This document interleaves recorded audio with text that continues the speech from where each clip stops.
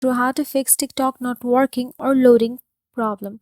So let's get started. Firstly, check your internet connection.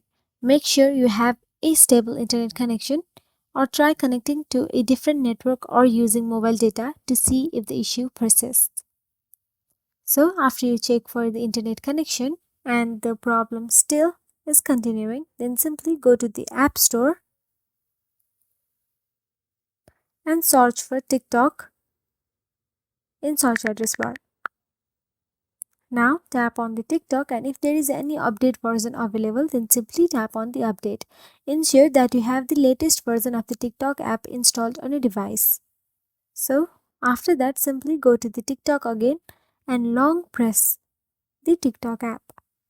After you long press, you'll get to see the clear cache option available there, and simply tap on the clear cache,